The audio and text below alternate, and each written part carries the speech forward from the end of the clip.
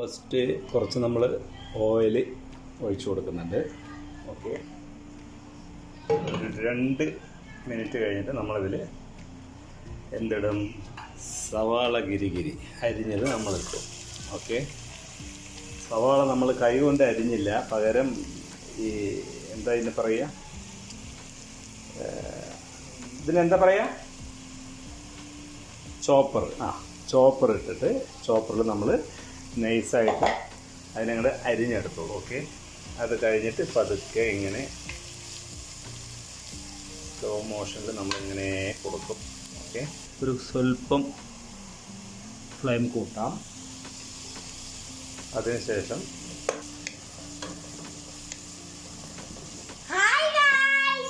Hi guys, we are making എന്താ തന്നെ പറയാ, മാർക്കോണി അല്ലടാ, മക്രോണി.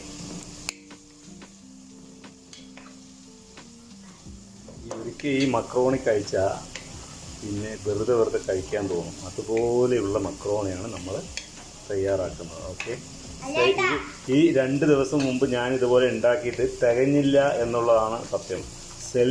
സെയിൻ തന്നെ പകുതി മുഴുവനും ഇരുന്ന് കഴിച്ചു. അല്ലടാ, അപ്പം നീ അന്ന് കഴിച്ചില്ലേ? ഇവിടെ അന്ന് നീ ഫുള്ളായി കഴിച്ചിട്ട്. അപ്പോൾ സവാള ഒരുവിധം ചെറുതായിട്ട് വാട്ടിയെടുത്തിട്ടുണ്ട്. ഫുള്ളായിട്ടില്ല, ചെറുക്കനൊന്ന് വാടിയിട്ടേ ഉള്ളൂ.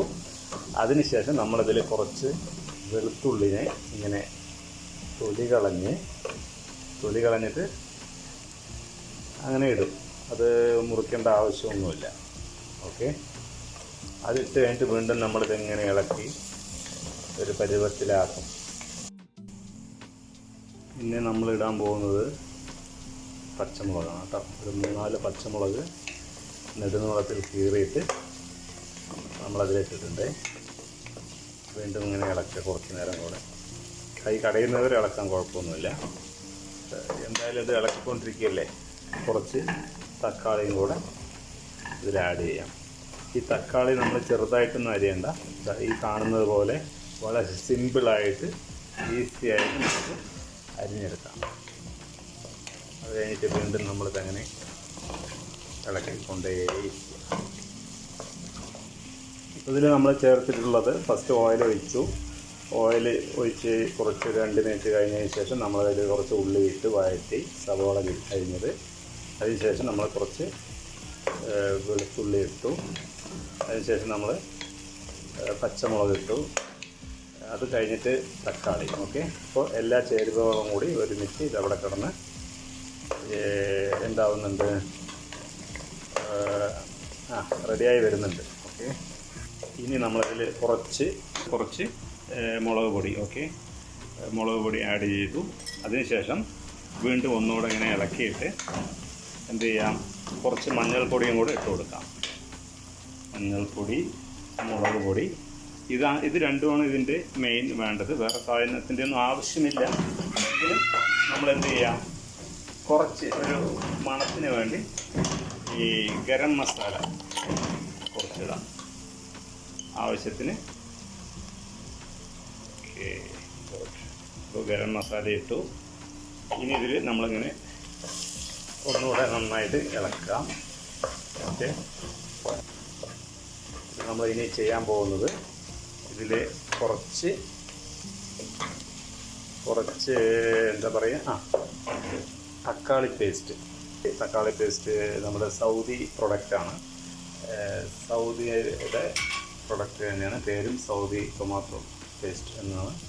ഓക്കെ, അത് നമ്മൾ ഇതാണ് അതിൻ്റെ ഒരു ബോക്സ്. ഇതിൽ വന്നിട്ട് 100 ഗ്രാമാണോ തോന്നുന്നു, 100. ഓക്കെ, അപ്പോൾ അത് നമ്മളിങ്ങനെ കൊടുക്കും കേട്ടോ. മുഴുവൻ ഇടുന്നതുകൊണ്ട് കുഴപ്പമൊന്നുമില്ല.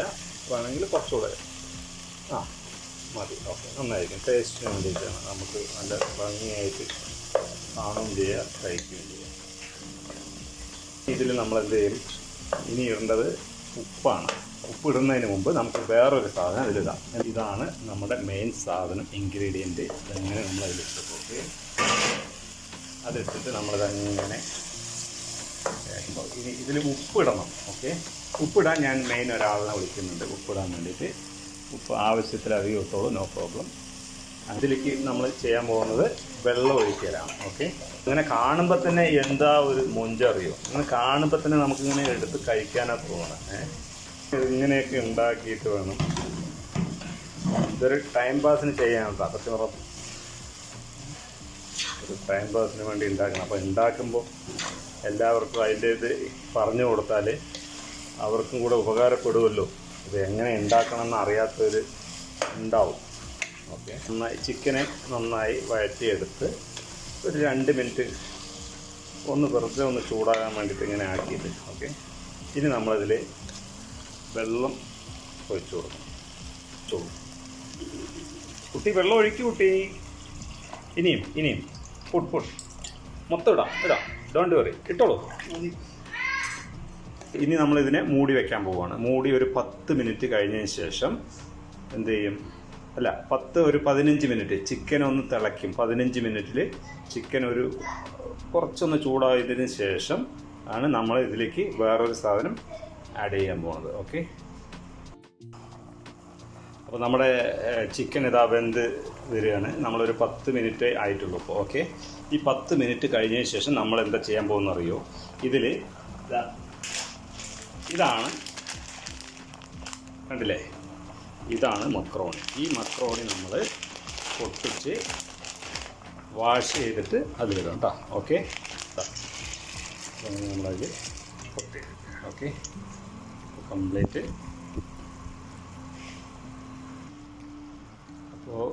ഇതിലിട്ടു. അതിന് ശേഷം ഇതങ്ങനെ ഒന്ന് ജസ്റ്റ് ഒന്ന് ഇളക്കി കൊടുക്കുക. ഓക്കെ, ഇനി ഈ മക്രോണി വേകുന്ന ടൈമിൽ കോഴിൻ്റെ വേവും കൂടെ കറക്റ്റായി വരും.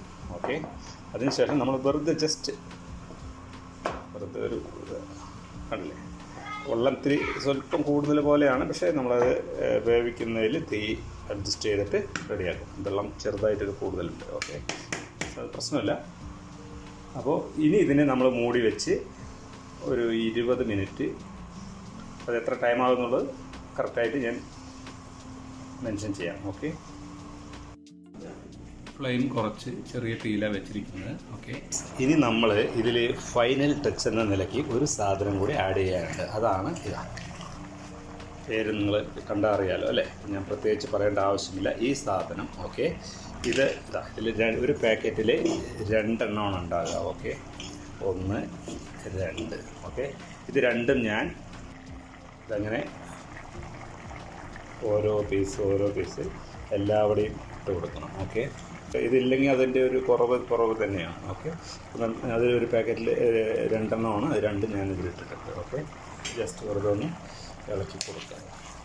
അല്ലേ, ഇപ്പോൾ എന്താ ഇതിലിപ്പോൾ നമ്മൾ ഒന്നുകൂടെ ഇതെങ്ങനെ ഇളക്കി കൊടുത്തിട്ട് ഇപ്പോൾ ഇതിൽ നമ്മൾ ഇനി ഫ്ലെയിം ഒന്നുകൂടെ കുറച്ചിട്ട് കണ്ടില്ലേ, ഇത് ഏകദേശം ആയി. ഇനി ഈ വെള്ളം ഒന്ന് വറ്റുന്നത് ടൈമേ വേണ്ടുള്ളൂ ഇത് വേകാൻ. ഓക്കെ, അപ്പോൾ നമ്മൾ എന്ത് ചെയ്യണം, ഫ്ലെയിം കുറച്ചിട്ട് ചെറിയ ഫ്ലെയിമിൽ വെച്ചിട്ട് വേണം ഇതിനെ ബാക്കി ടൈമിങ്ങിൽ നമുക്കിത് പുറത്തെടുക്കാം. ഓക്കെ, കണ്ടില്ലേ, ഇതിപ്പോൾ സാധനം റെഡി ആയിട്ടുണ്ട്. ഇനി നമുക്കിത് സെർവ് ചെയ്യേ വേണ്ടു. അപ്പോൾ കാണുമ്പോൾ തന്നെ എന്ത് ഭംഗിയാണ്. ഇനി നമ്മളിതിനെ നോക്കും, നമ്മളിപ്പോൾ സെർവ് ചെയ്യും. ഒരു ഇത് കണ്ടില്ലേ, ഇതിങ്ങനെ എടുത്തിട്ട്